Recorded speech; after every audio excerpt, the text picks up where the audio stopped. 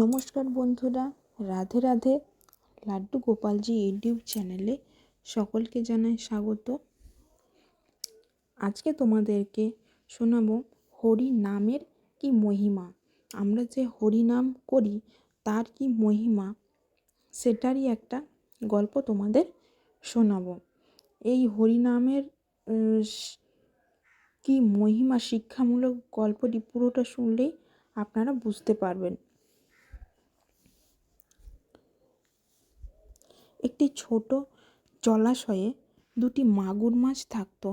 একটি ধার্মিক এবং আরেকটি অধার্মিক।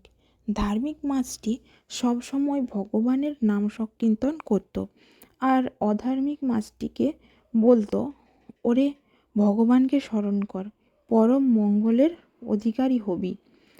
অধার্মিক মাছটি বলতো, তুই ওসব করকে, আমার ভালো লাগে না, আমার এই জীবনটাকে আমি উপভোগ করতে চাই।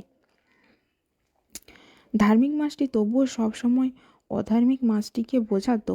একদিন কিছুটা অনিচ্ছা সত্ত্বেও অধার্মিক মাছটি বলল, ঠিক আছে, তুই যখন এত করে বলছিস, কাল থেকে আমিও তোর সাথে নাম করব।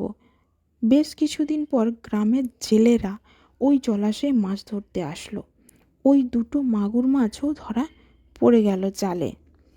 অধার্মিক মাগুর মাছটি কাঁদতে কাঁদতে ধার্মিক মাগুর মাছটিকে বলল, এর আগেও কতবার জেলেরা মাছ ধরতে এসেছে, কিন্তু আমরা কোনোদিন ধরা পড়িনি, আর আজ আমরা দুজনেই একসাথে ধরা পড়লাম। কি হলো তোর? ভগবানের নাম জপ করে বরং মৃত্যুর মুখে পতিত হলাম। ধর্ম করে লাভ নেই, ওতে কিচ্ছু হয় না।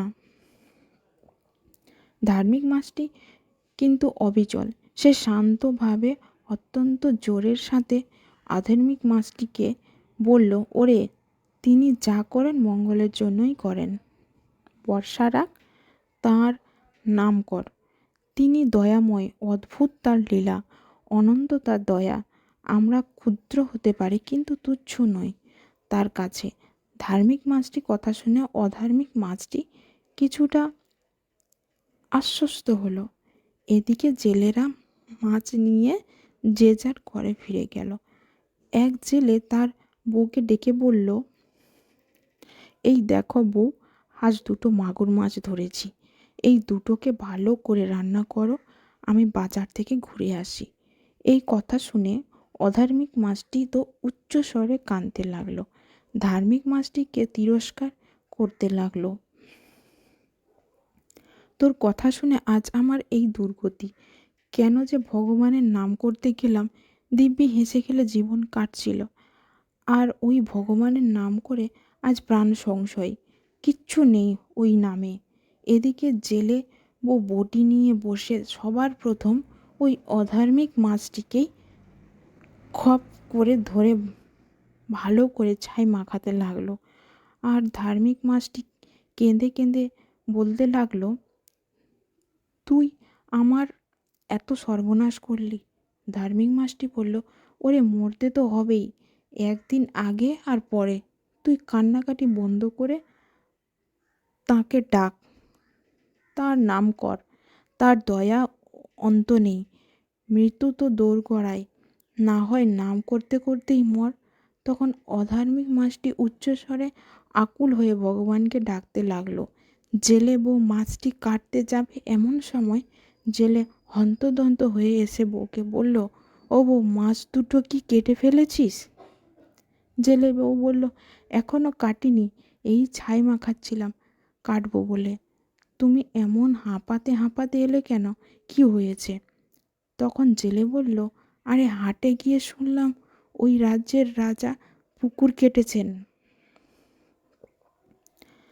কাল তার উদ্বোধন হবে।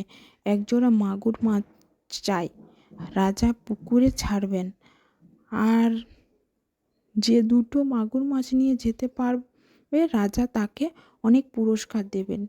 তুই তাড়াতাড়ি মাছ দুটোকে পরিষ্কার করে দে, আমি রাজার কাছে দিয়ে আসি।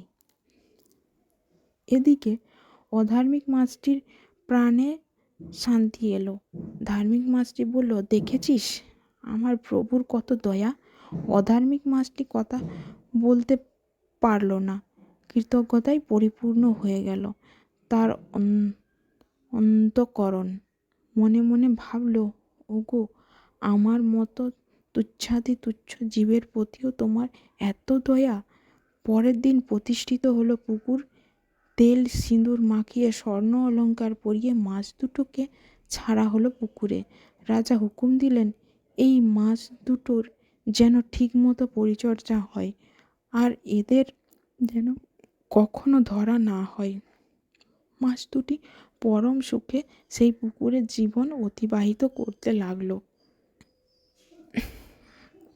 আর দ্বন্দ্ব রইল না অধার্মিক মাছটির মনেও।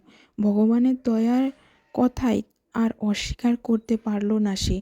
ভগবানের নাম জপ করলে মানুষের কোনো বিপদ হয় না। ভগবান তার ভক্তকে বিপদ থেকে উদ্ধার করেন। তাই আমাদের উচিত ভগবানের নাম জপ করা।